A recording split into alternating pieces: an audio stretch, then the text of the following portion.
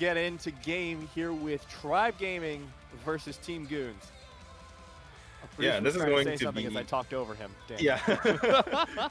I could totally see what was happening there. You're like, we have a game between Goons and Tribe because TJ just being weird. Anyway, screw you, TJ. We can say that now that we're Yeah. the producer. Earlier, TJ was like, I know why people are producers now because they have so much control. It's like, you don't have the control now. We get to say That's whatever right. we want. We make it look bad if we say things fast enough. So it's a mutually beneficial arrangement. It's like and if anything goes wrong, even if we start casting poorly, we could just blame it on the producer. I mean, Exactly. you create it's like the worst thing you can do to a producer, and you're probably gonna never get hired again. But in the moment, you can do it. But for that one show. Unless they just cut you off right there, like you're gone. And Alistair goes in for the knock. Wait, where's my voice? Oh no. We got disconnected. What It's gone. The parsek's gone. Oh boy, oh boy. Anyway, we are into our draft here.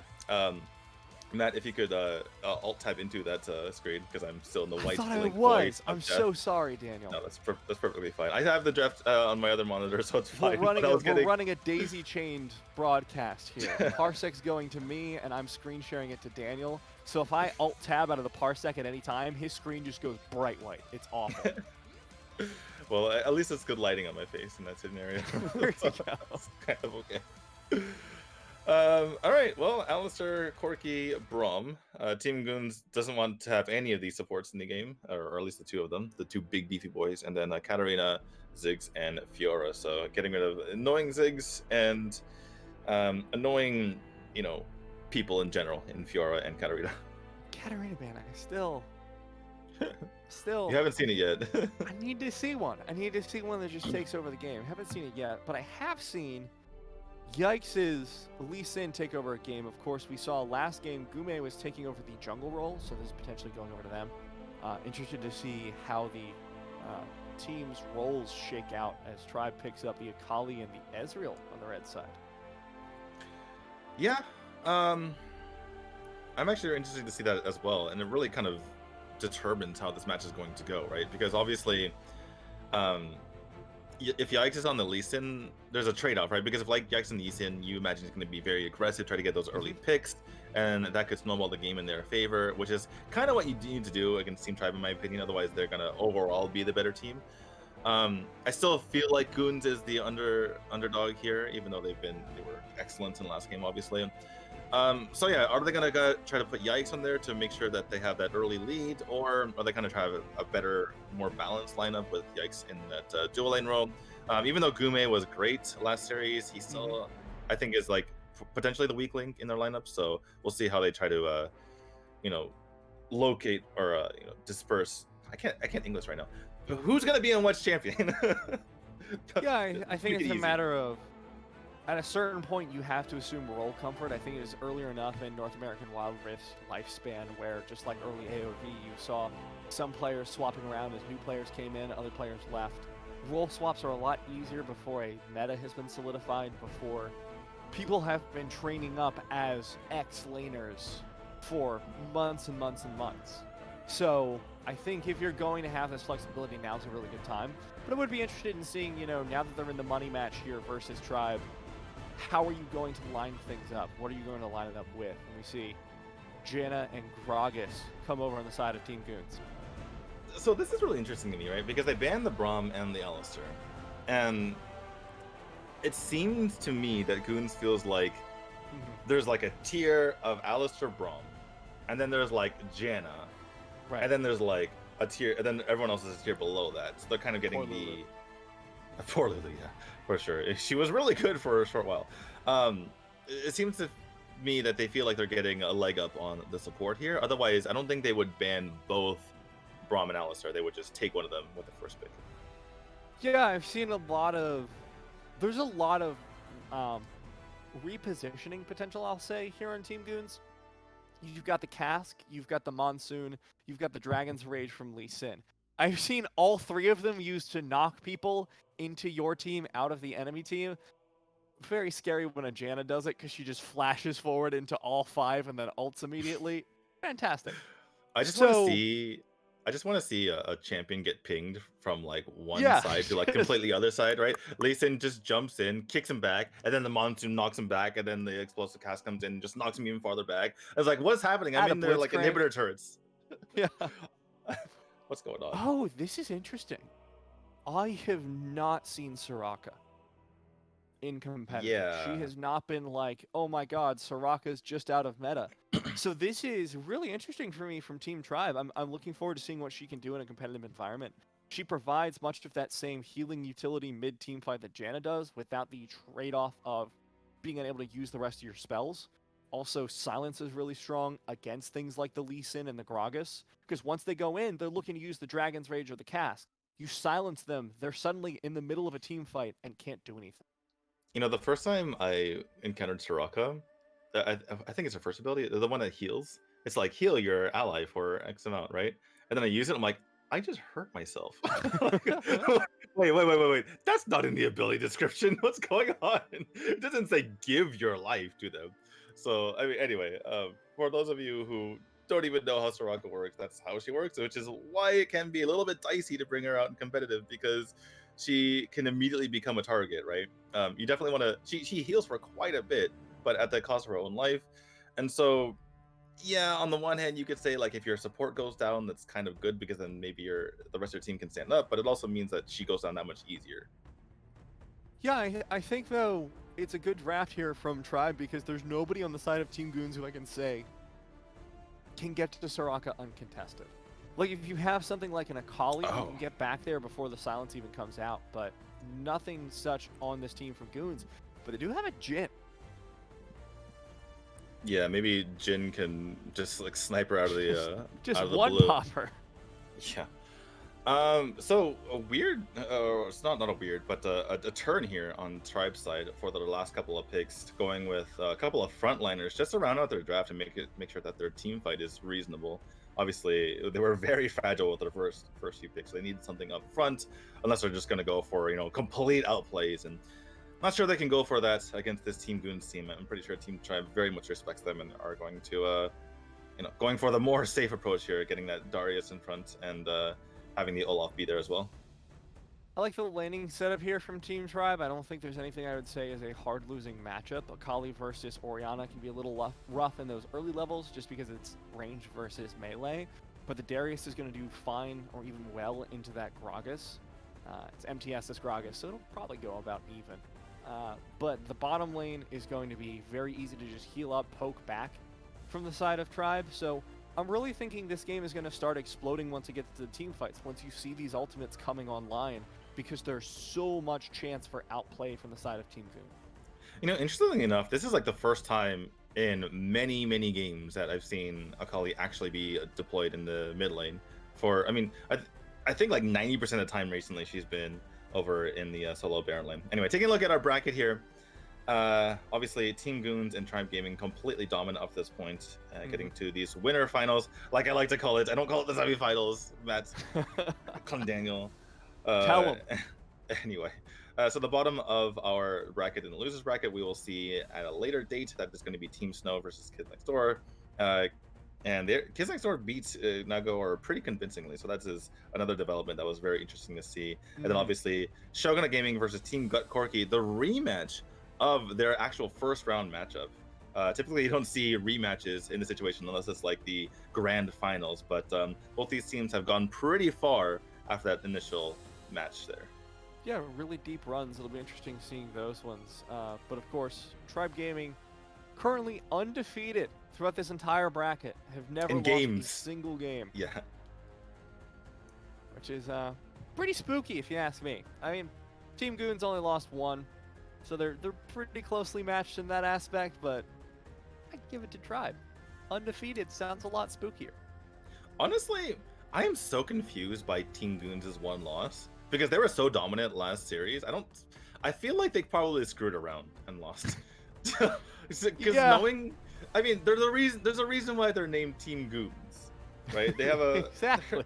They like to mess around quite a bit. It starts with Yikes, who is the ultimate troll, and then we have Hoon, who goes into the Trovo chat and says, "You guys can surrender now." and while a game is going on. So I mean, I feel like their one loss to, I believe it was like the Unnamed or something like that. It was it might have been definitely a troll fest right there. The Goons special.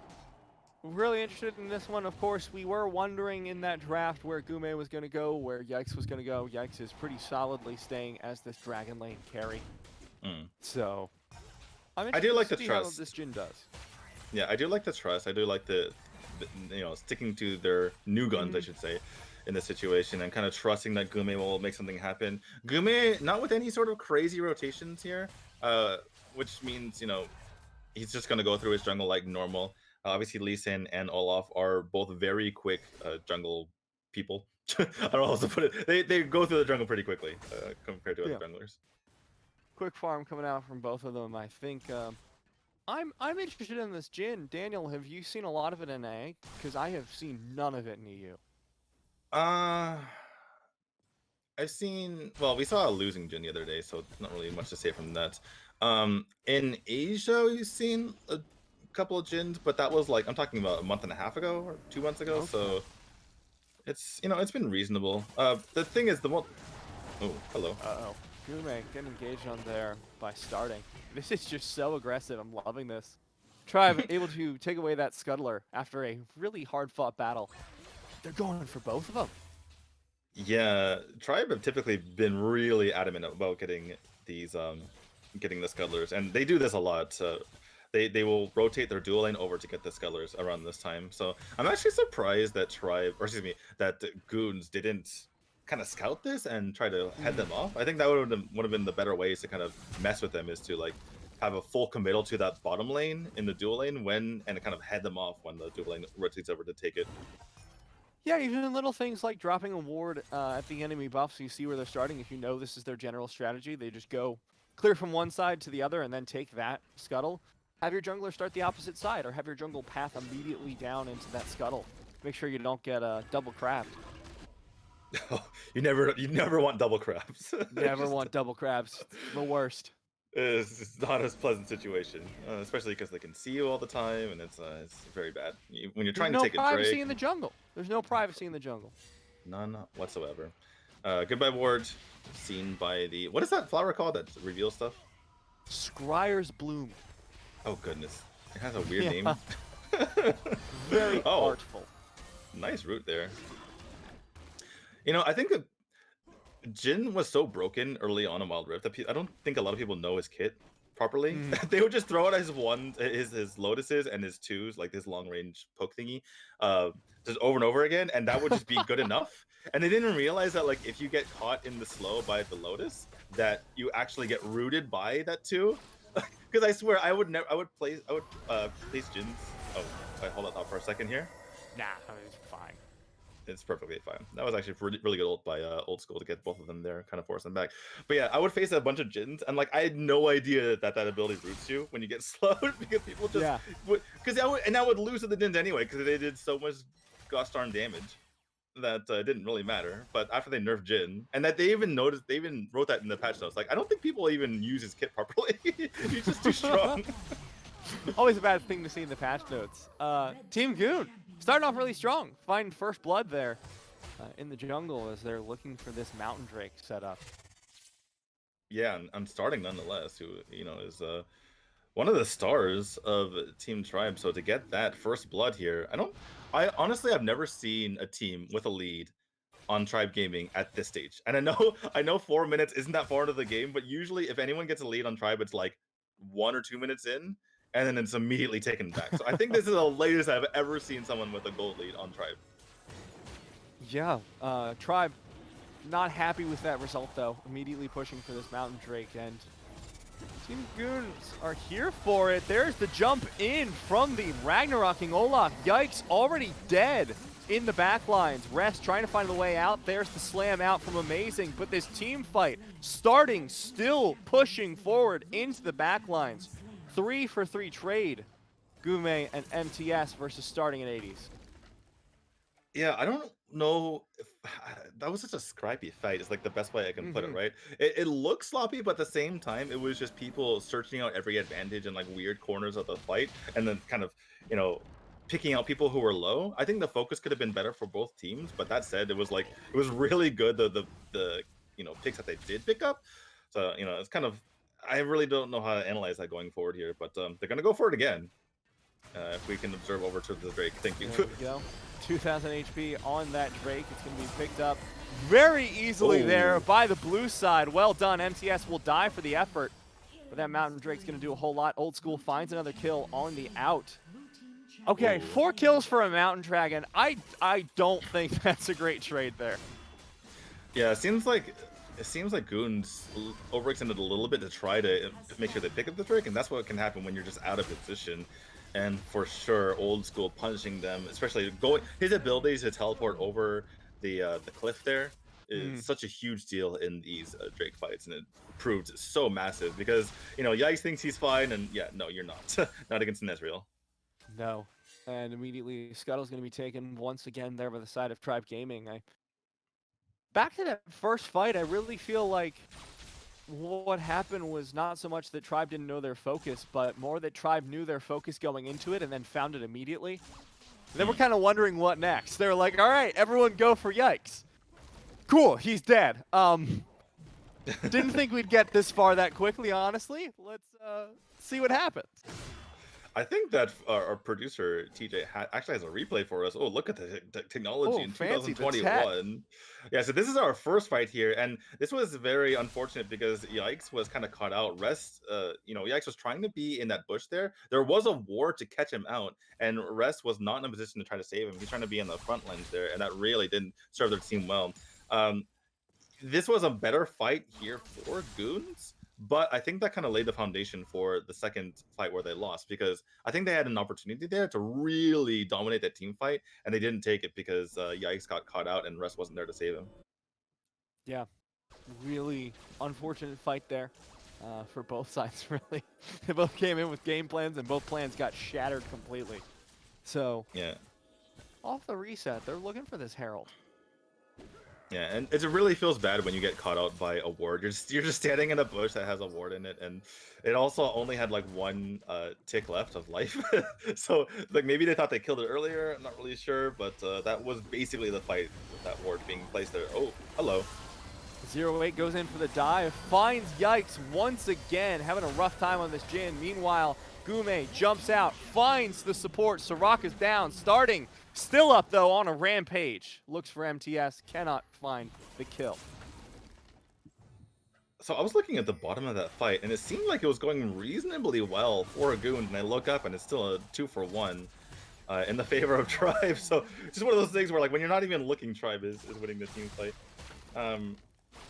I don't know. It's just what Tribe does, right? Even when it seems like they're in a tough battle, they seem to just eke out these advantages in every single fashion. I think the big thing here for Team Goons is like they cannot find a decent team fight until Yikes has a rapid fire cannon.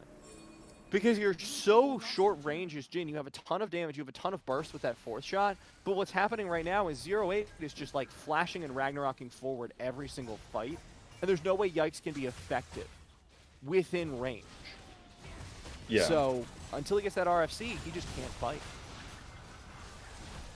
Well, I'm gonna try to pop an ult just to be able to, hold off the opponent here, and didn't really do a whole lot outside of that. I think that Tribe were kind of done, and no real way for the side of Goons to chase them. So it didn't really work out. We're gonna have a replay coming up here for that Rift Herald fight a little bit earlier. Kind of a scattered fight. When our producer said it was a Rift Herald fight, I'm like, oh, really? It was a Rift Herald? This seems like the jungle. Yeah, I mean, because that's the thing. Immediately 0-8 just goes for Yikes, Ragnarok's in, and there's nobody there to stop him.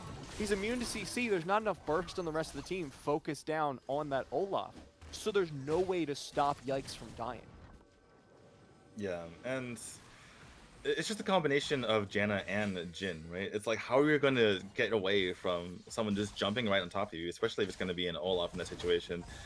Just not a whole lot of ways to hold them off. It really comes down to MTS in a way, or perhaps even Gume to hold them off, and you're really mostly relying on damage rather than actual CC to help out here.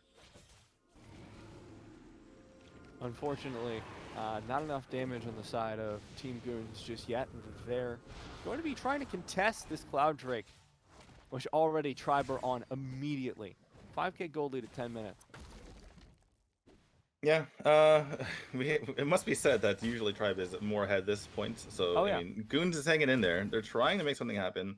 Obviously have wards on this Drake. This is going to be the next big objective that both teams go for, and kind of both teams playing carefully. They're not. They can't really. Neither team can really go for it. They're just kind of trying to find a way to punish the other team if they do go for it. Oh, hello. There it is. 0-8. 0-8 has Ragnarok and Flash. Run, yikes, run! Oh boy. Able to survive through that, but MTS falls in the defense of the AD carry there for Team Goons. Nobody return killed on Tribe. Yeah, a bit of miscommunication because the Goons, they should have said, we're running. And MTS was just kind of caught up in the midst of a multiple champions there. Perhaps he got, CC chained down. Couldn't really tell, but really unfortunate for them. And really, they're going for this. I don't think it's a good idea. Gume. Bye-bye, Gume. Just a last-minute steal attempt. I understand the idea behind it, but the realistic chance of stealing it there versus how much it's worth, I don't think that equation comes out in your favor if you're Gume. I don't think the Cloud Drake specifically is I was going to say, it's losing the your Cloud. life. Yeah, the like Cloud play specifically. It's like, you really needed that one? I'm not quite sure. Like, yeah, you prefer to have it, but, the trade-off here, I don't think was in his favor at all.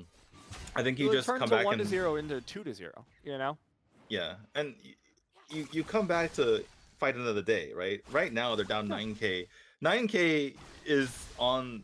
You're starting to reach, not comebackable levels, right?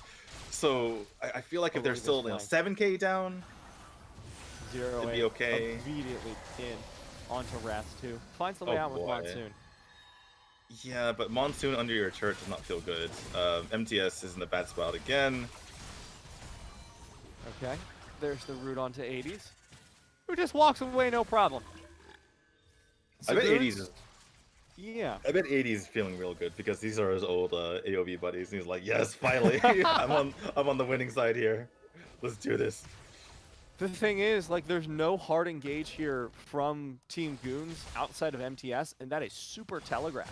So it's so easy for Tribe to just stay outside of the effective range until they dive in here. Starting, looking for a little bit more damage, finds the Shuriken flip, rest is low, the re-engage comes out. Ragnaroking Olaf is terrifying. Shockwave onto 2, old school low, curtain call still coming out, there goes the kill. Finally, a return for Team Goons. Okay, yeah, a little bit over-aggressive on the side of Tribe. I did like it, though, but great catch out from the side of Goons. And even though the stasis came out, there was perfect timing once he dropped out of that. You can see, like, the timers going off on their heads, like, 2, 1, boom. There comes the ult out from Goon, as well as, basically, like, there was so much overkill on that. It wasn't really necessary, but it was still fun to watch everyone knowing those timers in their head. They're just tossing everything out there, seeing what's stuck. Turns out enough to kill old school. Well, old school is arguably the most important kill. So sometimes, sometimes you gotta burn stuff to make sure, just to make darn sure, Matt. Double tap. It's the zombie rule, You gotta get those kills out there. I guess I did kind of like the initial chase from Tribe. It seemed insane for starting to be jumping in there, but it was just good map awareness. And we're gonna get a replay there. So you see starting kind of get crazy, but this is because he realizes that Jin is back in base, and then they pop everything, they get these kills, and then they just get caught here. Unfortunately, very good ult. Excuse me, the ult was used before, so that was the ult that actually caught them in the first place, and then we're able to finish off that kill in the end. So very well done by Goon, getting that initial setup in order to force the kill onto starting. Oh my god, that's 3 ultimates already onto 80s. The Soraka heal. 80s finds the dunk! There's 2, 3! He really is going for it. Triple kill on 80s off a collapse from Team Goons. We talked about Katarina earlier, and it's like, why hasn't he banned? Why can't we see him yet? And if you're coming from Europe and you want to see why Darius is banned quite often over there, this is exactly why. Yeah, that's just the Darius thing. Just, ult after ult after ult. It's quite impressive. And the crazy thing about this ult is usually you have to set it up, right? You need to get the stacks on it so you get the extra damage. But it turns out when you pop an ult and you get the kill, you have full stacks. There's no setup necessary. Boom, full damage. Boom, full damage. It's gonna hurt.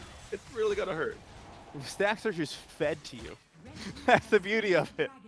And especially in a 1v3, like, Darius is such a dangerous champion. He's got the Spirit Visage. You've got a Soraka on the team. He's so hard to take down. And even in the 1v3, he survived a damn long time. The thing is, he's just in your face, right? So you want to kill the thing that's right there in front of you, but you have to just ignore that and go for the Soraka behind him, because there's no way you're killing him. He's getting the healing from the Soraka. He's getting the healing from his first ability, which is, it's a lot of healing, by the way, especially if you get multiple heroes with multiple champions with it. Yeah, you just gotta pick a different target in that situation. Yeah, pick your fights. That one's not the one I would ever take. Darius terrifies me. I go to bed and I have a bad dream. It's Darius. Like, literally, just don't even look at him. You cannot kill him. Just kill everyone else. You're more likely to kill all 4 other members than to kill Darius. Pretty much. Most people have nightmares of the boogeyman as this faceless figure. I just see Darius in my closet at night. That's why I have a nightlight. Well, I mean, fun fact, Darius is the boogeyman. That's why you see him. Oh, there it is. We've got extra League of Legends lore here on the Zenith Leagues broadcast. We're filling in the books. Oh my God, 80's just destroyed that tower. Well, I mean, I think the minions would have done so as well. I was actually surprised at his attack speed. I guess Trinity Force will do that for you. Yeah. All right, replay time, Daniel. Look how much healing he gets from his one ability there, and yeah, everyone else is just dead. The cavalry comes in to clean up. I mean, and who knew it too? Who use an ult on a singular Darius? He's like, I know that this guy needs to die right now. I need to use my entire kit, and yet it still wasn't enough. They burned their ult on him, and it still wasn't enough. That's so ridiculous. I've been there too. We've all been that person trying to kill a Darius, and then suddenly he's just full health again. You're all dead. He's pushing your Nexus. But the crazy thing is, though, I want to reiterate this, right? It's like, they weren't even. It wasn't even like hubris. It wasn't like, oh, it's Darius. We don't need to use our ults. It's fine. I mean, or sorry, it's 3v1. It's 3v1. We can just kill him right here, and we'll save our ults for the team. Like, no, they actually used their ults on him. They're like, they understood the gravity of the situation. They're like, we need to kill him as quickly as possible. We're popping everything, and it still wasn't enough. No, there's just not enough burst to take him down when Soraka's anywhere on the field. And the thing is, Max Green has been playing so fantastically. They've never had access to that Soraka. They have killed him twice this game, but that's it. It's never been, oh my God, Soraka's stepping far enough forward in the fight, we can find a pick. It's, oh my God, this fight is so split, Soraka got lost. Yeah. Soraka is... The thing is, with Soraka being such a target, right, dying only twice is a very... is very impressive on Max Green's side here. By the way, speaking of unkillable, Darius actually does have a Guardian Angel right now, so... he, even if you kill him, he comes back to life, like a literal zombie. It's a literal, like, you know, Halloween movie or something like that. They're running for it. Spooky costumes galore. There's the Ragnarok into the backside, starting, looking for a flank, can't find it. Beautiful Monsoon there from Rest to save the side of Team Goons. Old School has to flash out, but no kills will be found. Yeah, just incredible pressure coming onto Goons there. You saw kind of a panic ult coming out from Hoon that really landed on nothing. I've definitely been there as an Orion. I'm like, oh no, things are happening. Press the ult button. Help! Didn't work out too well. Gume, I don't know. Yeah, I was going to say, if you try to jump on the starting there, the cavalry's coming. Yeah, I don't think you win that one, Chief. Tribe have picked up the Baron buff. They're going to be looking for this Elder Infernal. My God. Yeah, what Elder a terrifying Infernal, buff to get. Yeah, Elder Infernal is not something you want to be staring down as the team that's on the back end of it. Yeah, this game has kind of gone out of control over the last few minutes. Just kind of slowly snowballing for Tribe here. 13k gold lead. Now, granted, 13K isn't that crazy, isn't as crazy as it would be, you know, at the 15-minute mark or 10-minute mark, but still, it's a 13K gold lead. Still a hell of a lead. Here comes the curtain call in to try and steal away. That soul will not be stolen. There's the dunks coming out from 80's Hero. He's got 2 so far. Wants to complete the full collection. It's going to be 3 the moment Yikes is up. The stasis. I love it, Yikes. Thank you. There's the triple kill from 80's Hero. The full wipe comes out from Tribe Gaming. They will find an admittedly tough game number 1 against Team Goons. I think I just puked in my mouth here.